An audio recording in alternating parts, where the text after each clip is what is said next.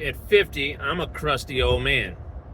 I still look good though, but I'm a crusty old man. I hate people. I always have.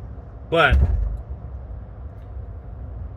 I have my dad, we've talked about this a couple times. So this should be vlog number 2 about my dad. Now there was a book that came out probably 15 years ago.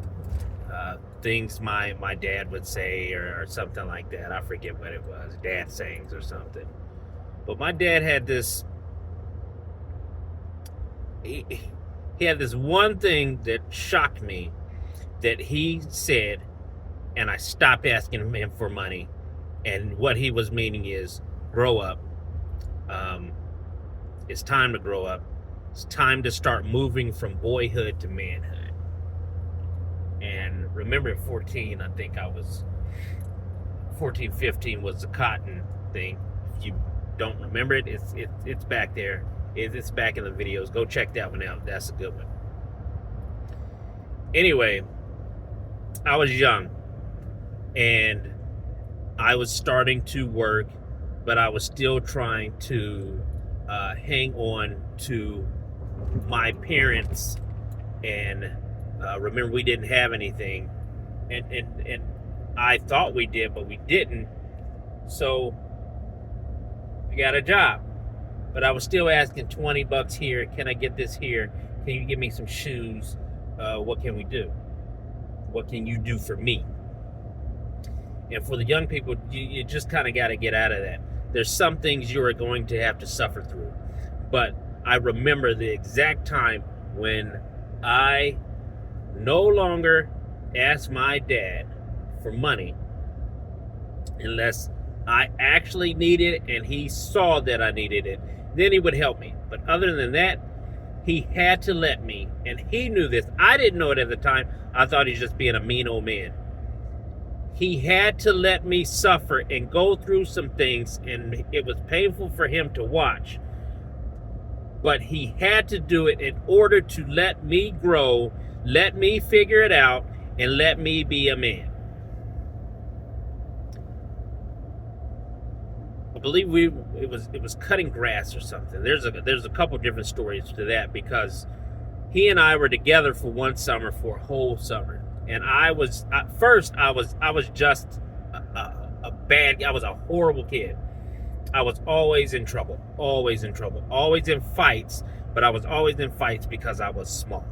And when you're small, people are going to pick on you, and you have to be the meanest SOB ever. And you better learn how to fight, or you're going to get picked on, and you're going to get punked.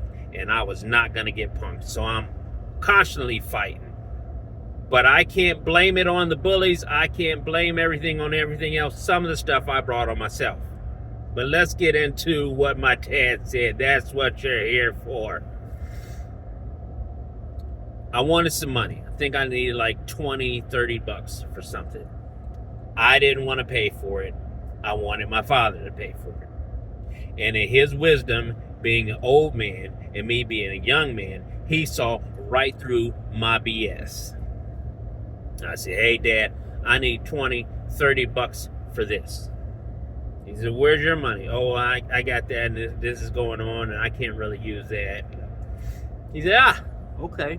He rubs his chin. At that time, he had a little beard. He rubbed his chin. He said, okay. He said, all right. Well, there's only 2 things that I give away for free. And that's stiff dick and bubble gum. And I'm fresh out of bubble gum.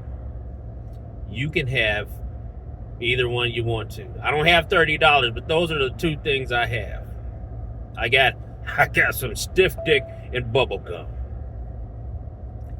Well, I can tell you right now, I don't want no stiff dick. And after the chewing gum part, I don't want that either. So I think that I'll just figure it out, Dad. I think I'm figured out. So he chuckled, he laughed. He said, okay. And we kept riding. We went about the day. It was a little bit silent and awkward after that. It took me by surprise. What do people say? I was taken aback. I don't know why people say that. Just say take it back. But I digress. But that is the story of when I stopped asking my father for money and I manned up and just spent my money and figured out how I was going to get more and how I was going to make it. I hope you guys enjoyed it. You know what time it is. Big Unc out.